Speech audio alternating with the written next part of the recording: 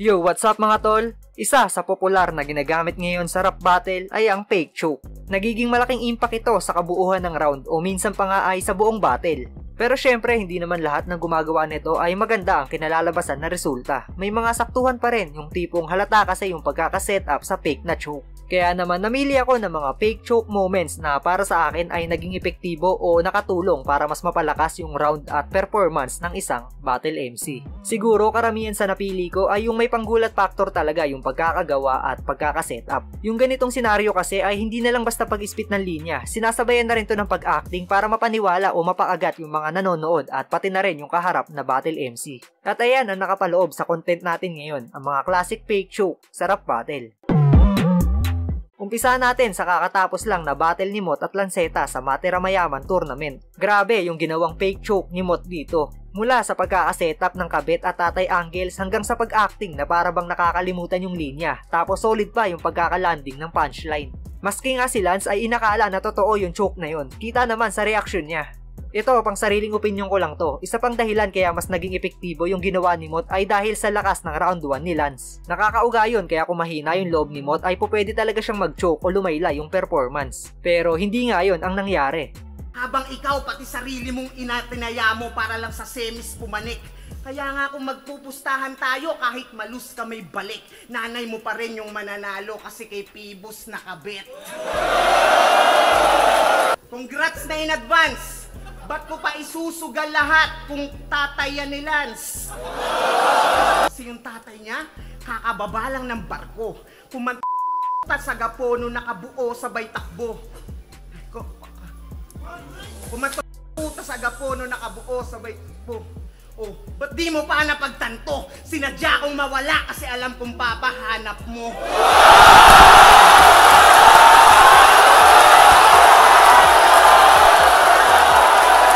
Ito, isa rin to sa pangmalakasang fake choke, yung Bermuda Lines ni Slack 1. Kita naman kung paano bumilib yung mga nanood ng live. Simpleng setup pero madiin yung kahulugan ng bara tapos nakakonekta sa fake choke.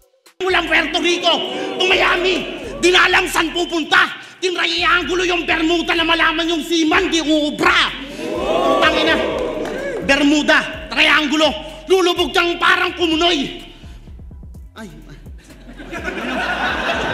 Bermuda, triangulo, lulubog kang parang kumunoy. Tang ina napunta pa sa Bermuda, tang ina na wala tuloy.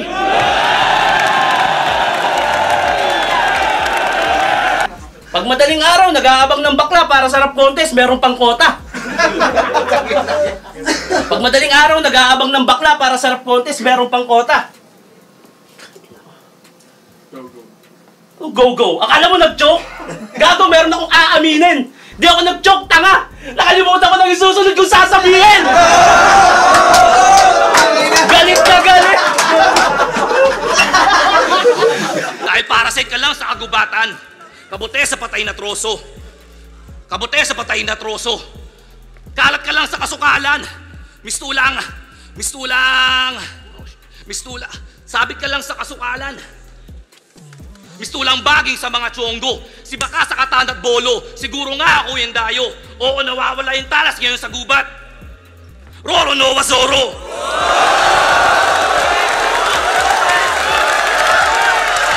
Ito naman, isa sa pinaka-lap trip at the same time ay classic pa rin. Yung ginawa ni C9, nagpaalam muna sa mga nanonood na magpe-fake choke siya. Wala nang nakakagulat sa gagawin niya. Ang nakakagulat kung bakit siya nagpaalam sa gagawin niya. Fake choke, gusto niyo? Hoy, fake choke naman. Pero kunwari hindi niyo alam. Okay? Pagkatapos niya sa D, Sina. Sina. Fuck puta, naputol yung linya! DC na! Ganyan magpatawa, hindi sa pilitan.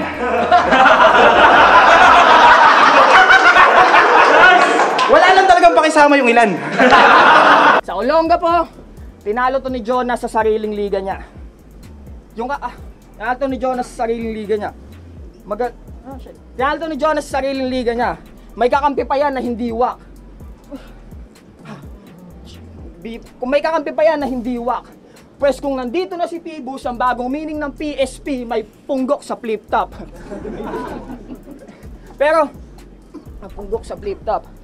Matutulala to sa sulat ko! Tipong yung hindi niya paggalaw dulot pa din ng stroke. Kapatid na Arlene! Kahit hanggang leeg ka lang, di ako dito macho-choke. Oo, kasi yung hindi macho-choke. Kasi yung choke at status ko sa Phoebus Angle, yan ay mga peke na slip up. Patunay lang na hindi ako komportable paglaruan yung PSP. Dito ako nababagay sa flip top!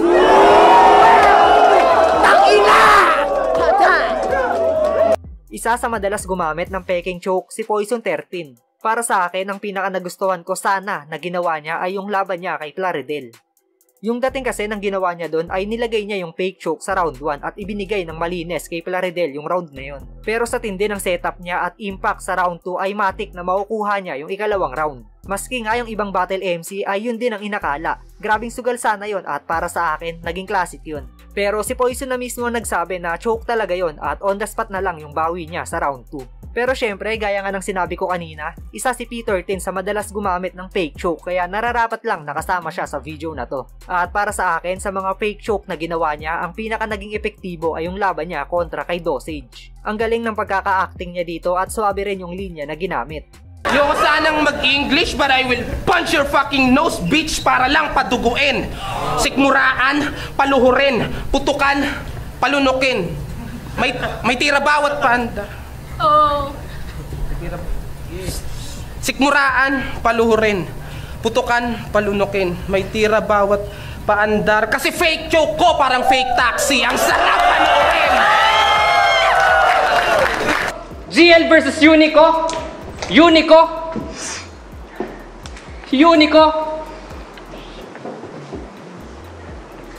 Ulit.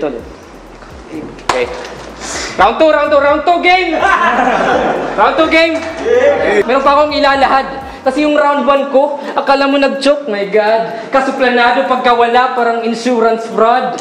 Oo, fake choke lang. At ano yung intent? Makita na we're different. Hanggang fake starter ka lang. Pautal-utal yung treatment. Yung choke ko buong laban, solid yung commitment. Pinaasa lang kita. Ngayon, I will end them. Kasi intentional yung choke na parang BDSM.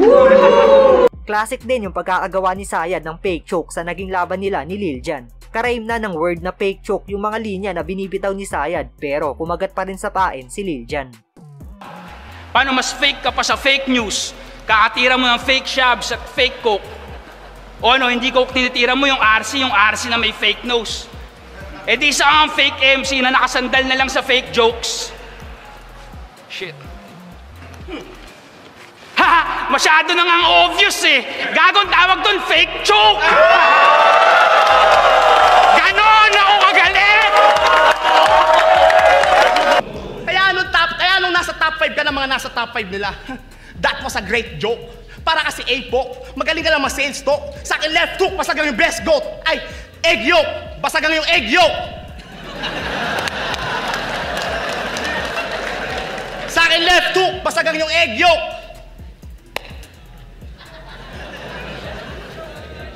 Sa akin left hook, basagan yung egg yolk. Ha! Tinesting ko lang mag-fake choke! Isa rin sa mga tumatak na fake choke moment ay yung ginawa ng ika-6 na banta na si Six Threat sa naging laban nila ni Rudik.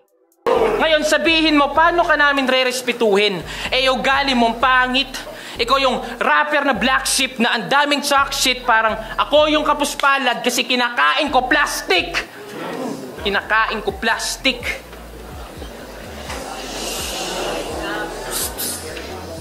Paano di magcho-choke? Kinakain ko plastic!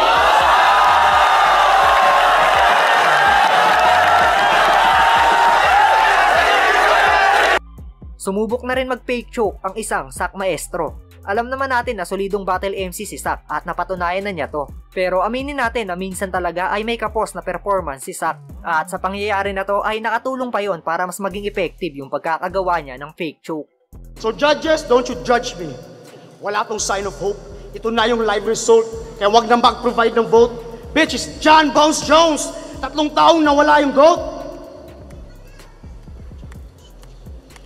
John Bones Jones, 3 taong nawala yung GOAT. Kita nyo nang bumalik, bilis ko na-apply yung choke. What? Punta naman tayo sa unforgettable fake choke ni Flick Jean na nagkatotoo. Nangyari to sa laban nila ni Zaito noong Universikulo 6. Ngayon tulog na to sa aking punchline kaya... Ngayon tulog na to sa aking punchline kaya... Shit. Huwag kayo maingay. Anong choke? Kailangan ko pa bang ulitin ng malumanay? Sabi ko ngayon tulog na to sa aking punchline kaya huwag kayong maingay! Wala akong pake. Kaya putang ina mo. Third round na naman. Choke na naman kami. Pero sige, tuloy-tuloy lang.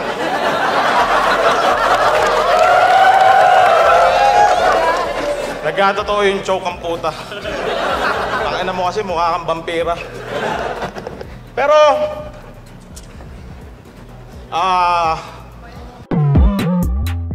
At ayan nga ang mga classic fake choke sa rap battle. Marami pa tayong hindi nasama sa video na to kaya asahan nyo na gagawan pa natin to ng kasunod. At yun, hanggang dito na lang mga tol. Pero bago tayo matapos, kung natripan mo yung content natin ngayon ay iniimbitahan kita na i-like ang video na to bilang suporta at mag-follow ka na rin sa ating Facebook page. At syempre, huwag mo kalimutang mag-subscribe sa ating dalawang YouTube channel, ang JM Lopez TV at JM Lopez TV 2.0.